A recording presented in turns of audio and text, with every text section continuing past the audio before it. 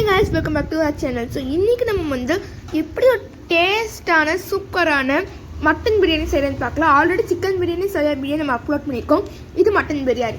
So why wait? Let's get started. இதுக்கு நம்ம mutton வேக வைக்கணும்.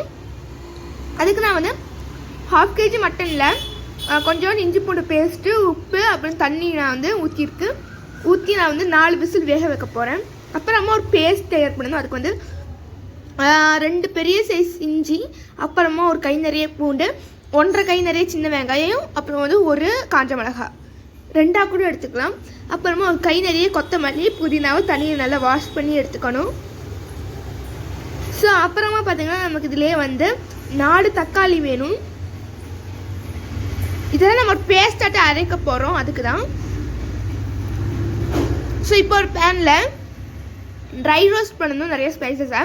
ஒரு பட்டை, கிராம்பு ஒரு 4-5, அப்புறம் வந்து 1 டீஸ்பூன் பெப்பர் பான்ஸ், அப்புறம் 1 டீஸ்பூன் ஃபெனல், 1 டீஸ்பூன் ஜீரா, அப்புறம் வந்து ஸ்டார் ஆனஸ், அப்புறம் வந்து நம்ம அந்த மாதிரி என்ன ஸ்பைஸ்லாம் இருக்கோ எல்லாத்தையும் போட்டு லைட்டாக ட்ரை ரோஸ்ட் பண்ணி நம்ம வந்து அதில் ஆட் பண்ணிக்கணும்.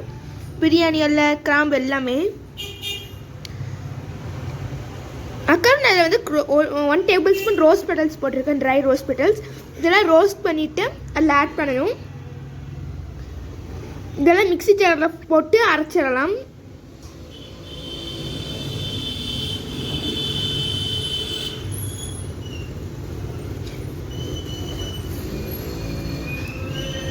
ஸோ மிக்ஸி ரொம்ப பத்தாதனால நான் பாதி போட்டு அரைக்கிறேன்.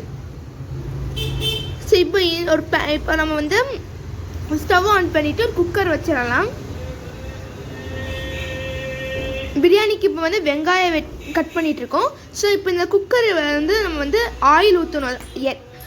ஆயில், தேங்காய் எண்ணெய், அப்புறமா நம்ம வந்து கீ ஆட் பண்ணணும். எல்லாமே 2 டேபிள் ஸ்பூன்.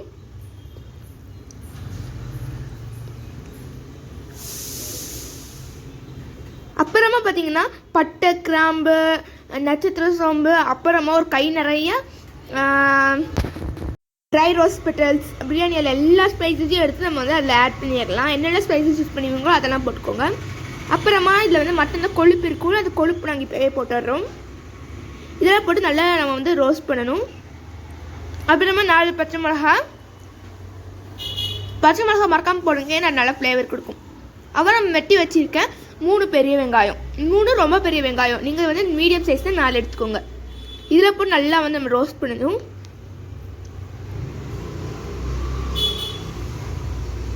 ஸோ இப்போ நம்ம லைட்டாக குக்கரோட பேக் சைடு வச்சு மூடி வச்சு நம்ம வேக விட்டோம்னா சீக்கிரம் வெந்துடும். அப்புறமா நம்மளுக்கு தக்காளி தேவை. இதில் ஆல்ரெடி நம்ம அரைக்கும் போது 4 தக்காளி போட்டு அரைச்சிருக்கோம். அப்புறம் இதில் வந்து ஒரு 3 தக்காளி. உப்பு போட்டுக்கோங்க.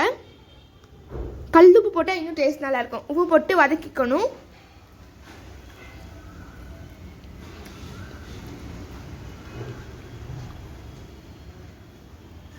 இப்போ நம்ம வந்து வெங்காயம் நல்லா வதங்கினதுக்கு அப்புறமா வெட்டி வச்சுக்க தக்காளியும் போட்டுடலாம். அதையும் நல்லா வதக்கி விடணும். நமக்கு நல்லா வந்து வதங்கி வரணும்.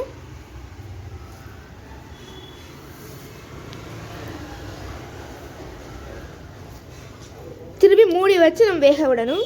அப்புறமா நம்ம அரைச்சி வச்சுக்கோலாம் பேஸ்ட்டு, அதில் பாதி மட்டும் ஆட் பண்ணிக்கணும். நீட்டு இருக்க பேஸ்ட்டில் நம்ம அரைச்சி வச்சுக்க ஸ்பைசஸ் போட்டு அப்புறமா ஃபுல்லாக நம்ம வந்து போட்டுக்கணும். ஸோ நல்லா கலரி விட்டுணும். பாதி பேஸ்ட் மட்டும் போடுங்க. மிச்சம் இருக்க பேஸ்ட்டில் திருப்பி நம்ம ஸ்பைசஸ்லாம் போட்டு அரைச்சிட்டு திருப்பி ஊற்றிக்கணும். அப்புறமா மிளகாத்தூள் 1 டீஸ்பூன், அப்புறம் கரம் மசாலா 1 டீஸ்பூன் போட்டு நல்லா கலரி விட்டுறணும்.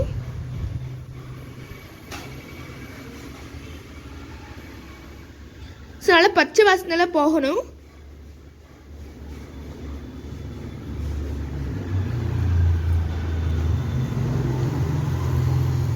இப்போ நம்ம வந்து வேக வச்சுருக்கேன் மட்டன் பீசஸ் மட்டும் போடுறேன். அது ஸ்டாலுக்கு இன்னும் ஊற்றலை, அப்புறமா தான் ஊற்றணும். மட்டன் வந்து 3/4 தான் குக் ஆகிருக்கு. இதில் போட்டு இதுலேயே இன்னும் ஒரு 1/4 குக் ஆகணும்.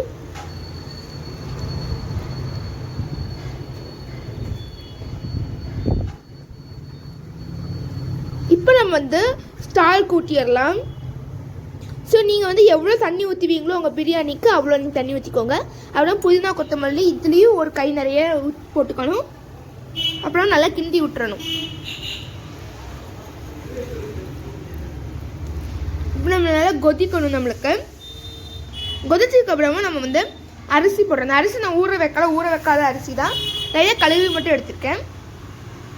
போட்டுட்டு உங்களுக்கு எவ்வளோ தண்ணி ஊற்றுவீங்களோ அவ்வளோ ஊற்றிட்டு உப்பெல்லாம் கரெக்டாக இருக்கான்னு பார்த்துட்டு நீங்கள் மூடி வைக்கணும்.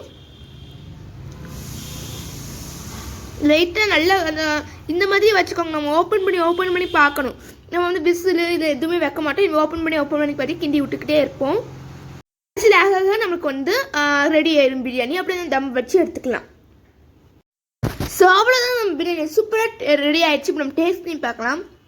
ரொம்ப சூப்பராக இருக்குது. நீங்களும் கண்டிப்பாக இந்த ரெசிபி ட்ரை பண்ணி பாருங்கள். Don't forget to like, share, subscribe and click on notification bell so that you guys may notify and can see our newly posted videos like this. Bye. See you next video.